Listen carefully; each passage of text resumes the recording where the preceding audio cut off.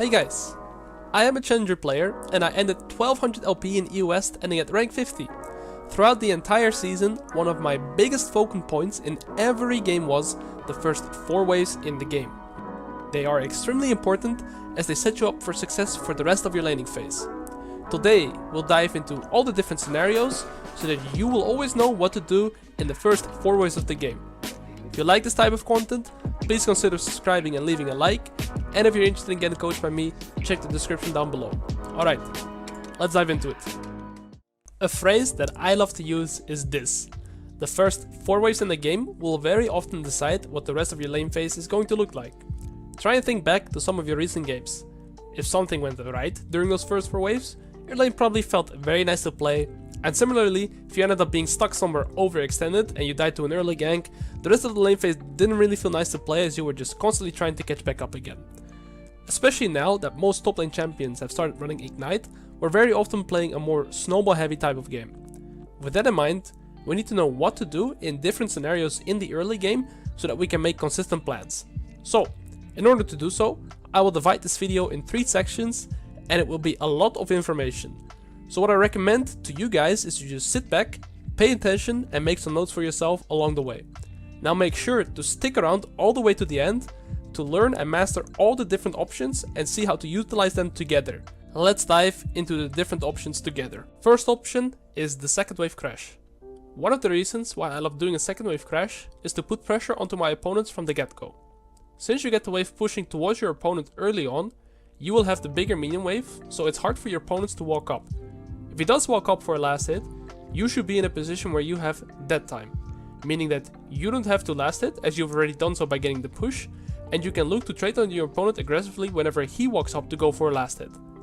On top of that, you will secure your level 2 first, and if you time this level up window correctly with a trade, that will also get you a very big edge, as I will show you in the example. The second wave crash is also very good to do whenever you want the wave to bounce back to you as early as possible. There are 2 scenarios where you can try to do this. Let's say your jungler is pathing towards top, and enemy jungle is pathing towards bot.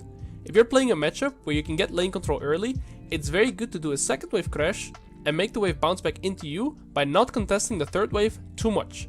The wave will naturally bounce back to you because his third wave arrives much faster than yours, and since your third wave is overextended past halfway of the lane, that also means that the fourth wave of your opponent will arrive faster to his still existing third wave. That makes it bounce back into you.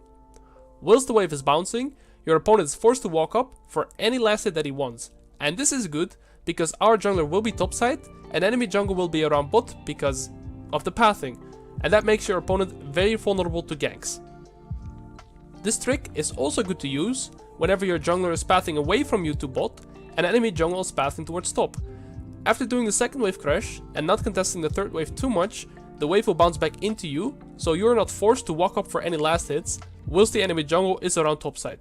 The only thing we do have to care about is not getting dived by the slow push that is coming into us now, so avoid doing many trades. Another simple reason why it is good to perform a second wave crash is because your opponents will often already lose a lot of farm under the turret because the last hits are quite tricky to time for a lot of champions in the early game. Alright, let's talk about some downsides to the second wave crash. After crashing the wave at wave 2, we're generally going to be sitting around 200 to 250 gold depending on how many minions you have farmed. And this isn't enough gold to get a good recall in simply because you cannot buy anything. So after a second wave crash we cannot look for a recall opportunity. Another reason is when doing a second wave crash and letting it bounce into you, we lose priority for the scuttle in the early game. This is only if you let it bounce. You could alternatively also decide to start pushing again on wave 3 after you've bounced it in the first 2 waves. Alright, with that out, let's look at a good example of a wave 2 crash. Okay, so to look at a perfect example here together, you can see that my jungle is going to be starting blue buff and pathing into bot, whereas I left a ward here and I know that the enemy jungle right now is starting bot and he's going to be pathing into top, meaning that very likely my jungler will not have any interaction with the first 4 waves in top lane, whereas the enemy jungle could, right?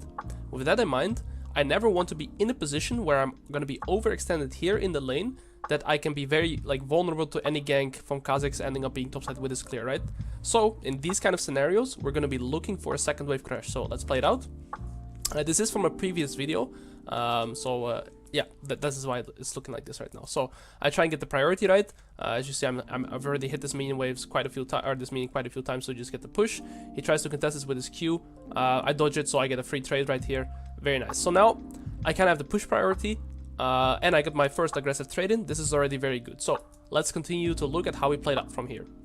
So we get the priority, and after the first 6 minions in the first wave, you only need 1 more melee minion from next wave to get your level 2. And this is also the priority I meant, right? Is whenever you, or sorry, what I meant is so strong is whenever you get the priority, you can get your level 2 first, and your opponent is not really allowed to walk up for any last hit simply because you're going to be level 2. So I'm going to be saving up my Q here, and I'm going to try and get this last hit in before he wants to walk up for this last hit, right? So I'm going to be trying contesting this as aggressive as I can. So he tries to go for it. I know that my minions are all targeted to it, so they'll finish it off. And right here, I get my level 2, and I should be in range to just press W and another auto attack, chunking him down to almost like 1 HP, right? But I step back, unfortunately missing my timer, but still you see the intention and why getting this priority is so extremely good, right? Because ultimately I still get a very good trade, and right now I can just get the crash in for free. So I get the level 2 wave crash, and I will never be vulnerable to to enemy jungle ending up being in topside right now. And as you can see, my Kha'Zix is still on wolves. If enemy jungle was doing the same pathing, he would always also be around wolves, unless he clears very fast, he might be on raptors. Now there is a clear that enemy jungle can do that is like blue buff, gromp, red buff, or like raptors into topside, right? That is like a level 3 cheese clear. Junglers do this, so this also prevents you from getting cheesed by that clear. So now I have 2 options. On this 3rd wave, I could let it bounce into me, right? And that means that I will never be forced to walk up for a last hit and that I'm safe. And alternatively, we saw Zed here and he's going into bot side. So now I also know, okay, I can also just contest this 3rd wave and then I'm completely fine. There's no trouble, and yeah, we're in a good spot. So this is a perfect example of why 2nd wave crash is very good. As you see right here, this guy has no potion left and he's 70% HP, whereas I still have 2 potions. I'm very strong. So it also benefited me in the trades because I had the aggression, right? I had the level 2 first, I could get the favorable trades, and right now I can just decide, do I let this bounce into me or do I push back? Since that is bot, I'm going to be pushing back and continuing to pressure and look for a recall that I can get later on. So let's talk about the second option, which is the 3rd wave crash. Now the 3rd wave crash is quite similar to the 2nd wave crash, but this time around we're not pushing as fast as before, so that we can crash the wave on wave 3 instead of wave 2. The most important thing when doing a 3rd wave crash is making sure your minions crashes cleanly before the 4th wave of your opponent arrives. What I mean with the crash is not only that it walks into enemy turret, I also mean that your minions actually aggro onto the turret. If you don't push the 3rd wave fast enough, the problem you run into is that your stacked up wave will start to hit your opponent's 4th wave because we didn't push fast enough. And this is bad because now you kind of want to stay, as you don't want to lose out on the full wave, but at the same time you don't want to stay because you're playing underneath an enemy turret, making yourself very vulnerable. So it is very important to make sure that you set the wave up in a position to cleanly crash on wave 3 before enemy 4th wave arrives. Again, one of the big benefits that you gain from pushing early and looking for a 3rd wave crash is that you will get your level up to level 2 and to level 3 faster than your opponent. And that allows you to look for very aggressive trades if you play with your level up timers appropriately.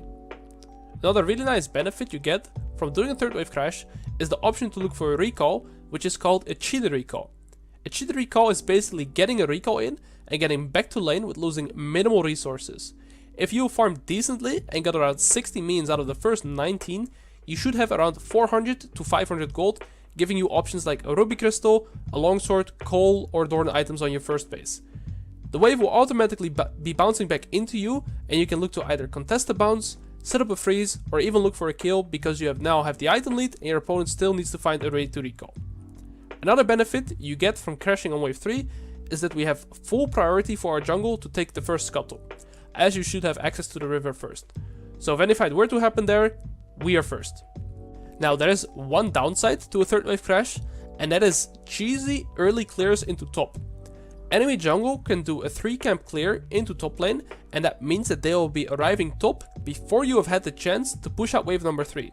So if you're facing a jungler such as like Elise or Jarvan, and you're scared of them pathing to top early, what we can do against that is leave a ward in the river, or try to spot out their starting position so we know what they're up to and we can be safe. So let's take a look at a wave 3 crash example.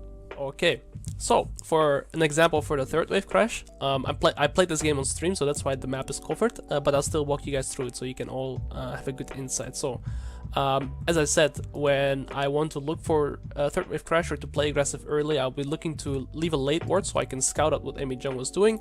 So I leave a ward here.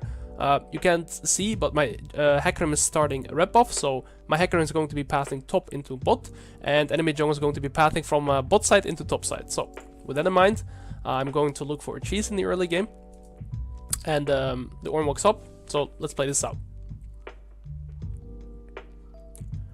Alright, get a little trade in, very standard. You see I'm looking to play very aggressive in the early game.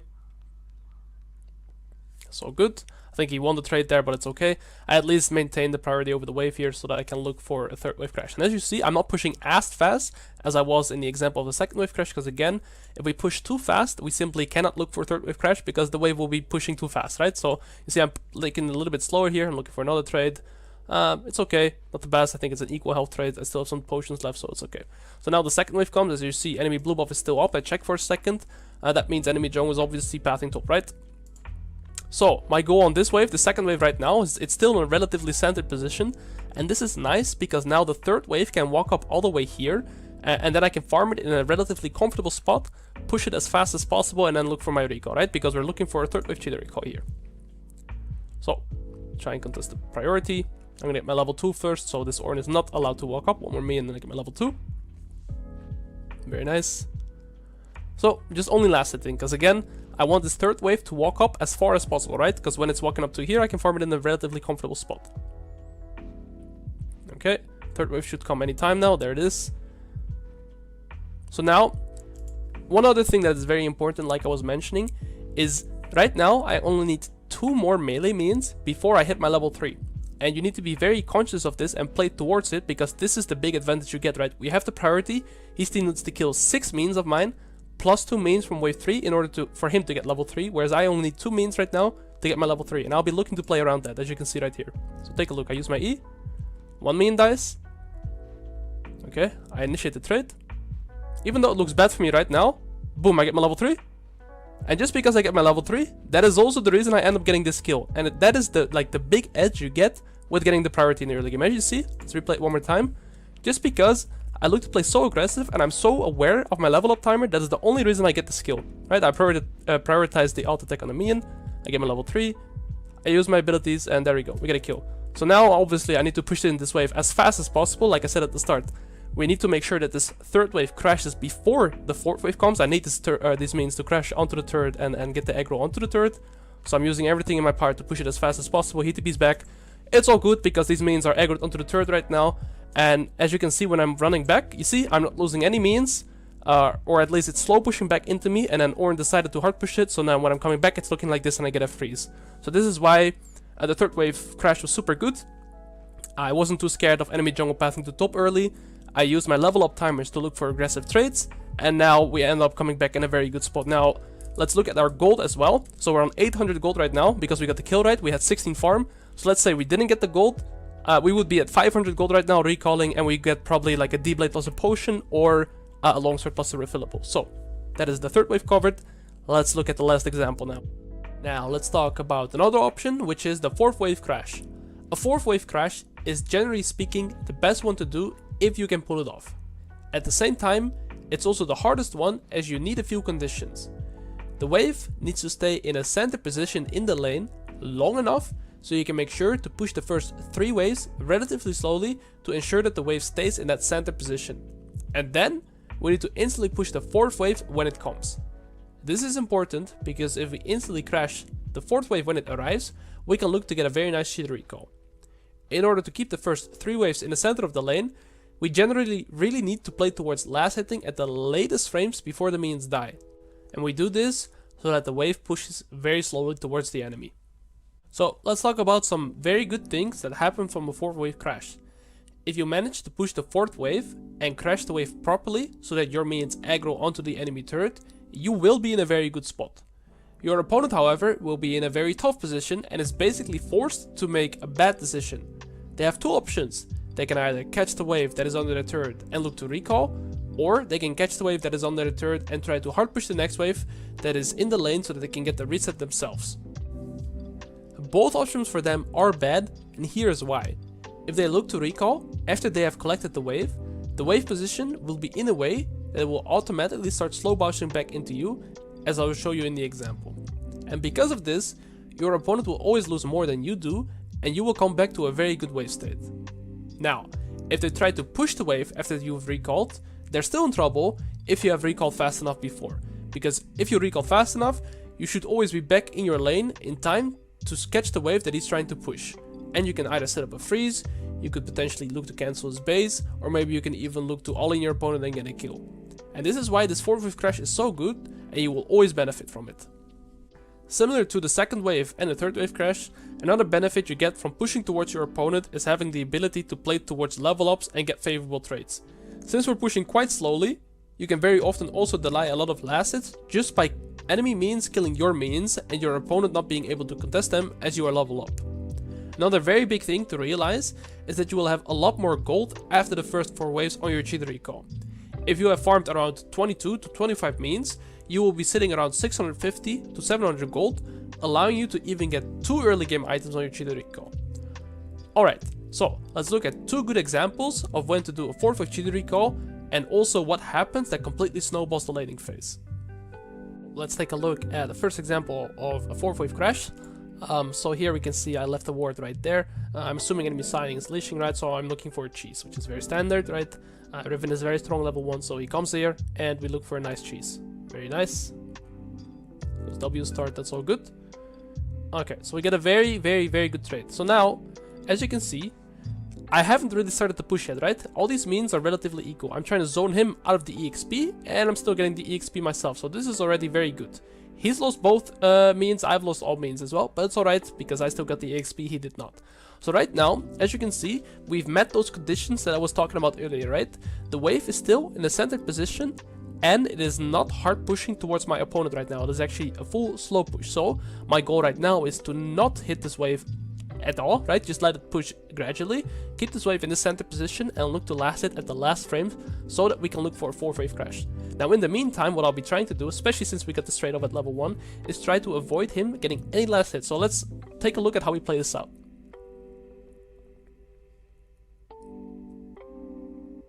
Perfect. He can't walk up, he's too low.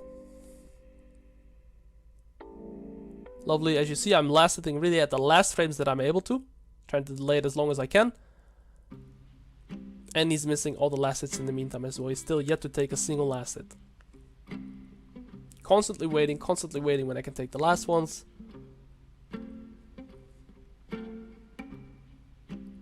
Now the 3rd wave comes. As you see, I have 4 minions left. He has 2 minions left. So even though it is pushing towards him, it is not pushing as fast, right? So again, only slow pushing. I'm checking here. This is wave number 4. I'm also, you know, going around it. That is my plan. Crash on wave 4, look to recall. That is my plan here. And the big reason to do this again, right, to repeat it, is if I hard push this wave right now, or sorry, if I slow push this and then hard push next, I can recall and he is forced into a bad decision anyways. So that's the plan here. Now he goes for a last hit. This is the aggressive traits I'm talking about. I only need this minion to get my level 3. He walks up, okay, I get my level 3, I look for it, I instantly space forward as well because I know it's an all-in window, and he walked up. And that is the other big thing we get with this priority, right, is he cannot walk up for any last hit simply because I'm always going to be a level up. And on top of that, he also missed EXP, but he would never be even close to level 3. That is the first minion he got this game. I'm already at 11, and now I get the free kill as well. So lovely. I get it in.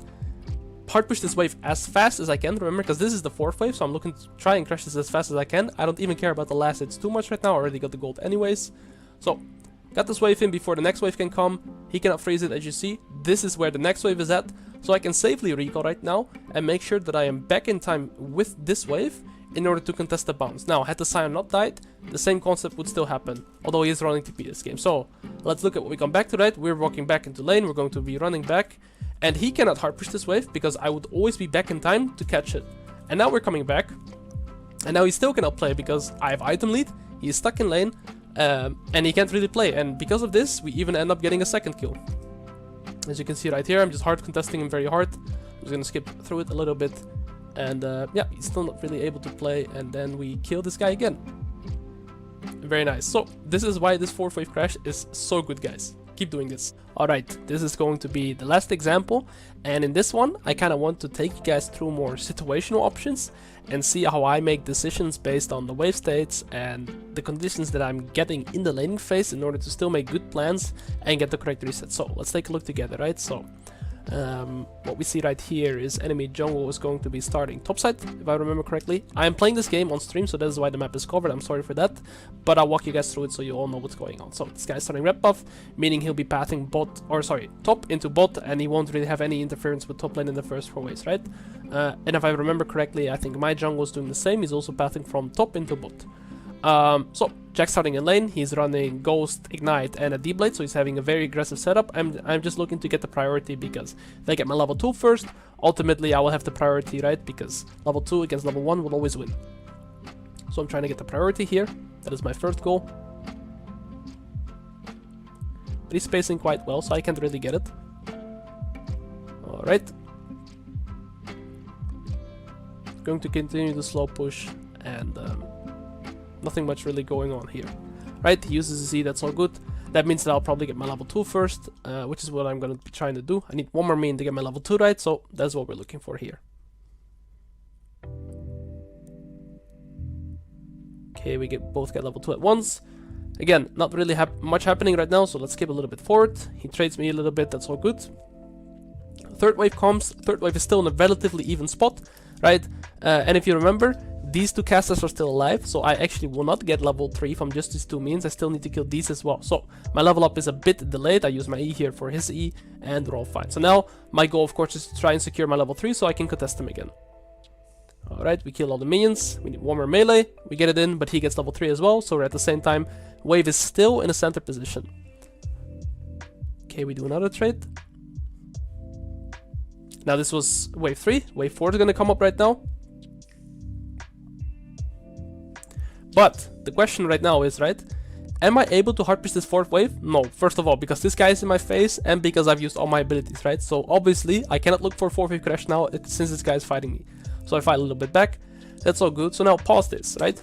We can't see where the next wave is at, but it has spawned and is walking towards us right now. So now my goal is going to be slow pushing this because it is still in a center position, as you can see. And that means that I can allow to slow push this, let the next wave walk up, then hard push the next wave and look for a recall. And the Jax will still be stuck in lane, being forced into a bad position as he does not have TP. So let's play this out, right? Let's see what happens. So now I'm just going to slow push. Play it out a little bit, we're just slow pushing, waiting for this next wave to walk up. Now, when the next wave comes, look at what I'm going to do, right? Get my level 4, kept all my abilities up. I'm going to look to hard push this as fast as I can. There we go. Focus the casters after. Hard push it. Get it to crash. And now, this is the situation that I was talking about. Jax is forced into a bad decision, right? Because what are his options? He can look to catch this wave and recall. Or he can look to catch this wave and then also catch the next wave that is going to come. But you see how far it was away? We saw it for a split second, so let's go back to it.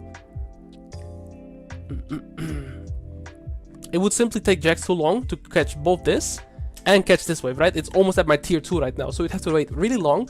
And since it's at my tier 2 right now, it gives me enough time to recall, spend my gold, run back, and contest the wave. So, this Jax is catching the wave, I'm in base, I'm starting to run back.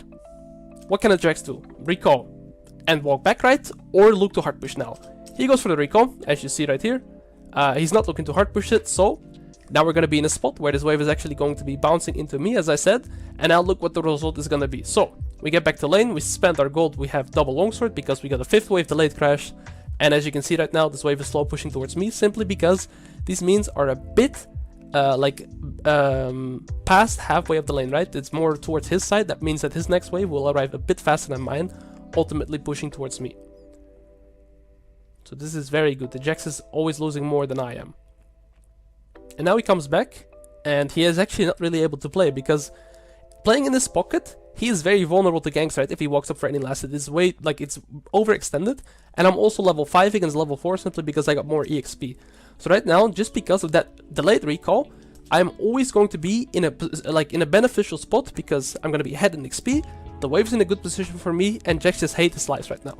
And because of this, I will build an extremely big CS lead. Because at the end of all this will just play out. Right now it's at 21 CS, I'm already at 39, right? So it's expanding very rapidly. And I can play in this pocket for super long if I just keep it in this position and only last it when I have to. And make sure this wave just keeps pushing towards me. So now we're already at 45 against 22. This guy just cannot play. And I just walk up to zone him. I can even just zone him from the cannon EXP, right? And this just continues on. Still cannot play.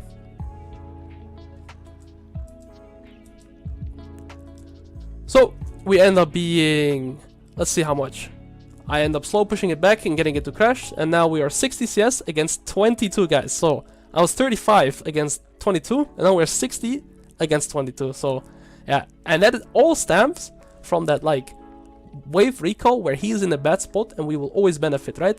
And this is why it is so important, guys, to play good with your first 4 waves, make plans, and ultimately expand your lead, win your games, and get the LP. Alright, if you made it all the way to here, congratulations, you should now know how to play out your first 4 waves correctly and start winning your lanes early on. Good luck in your games, and I will catch you in the next video. Peace!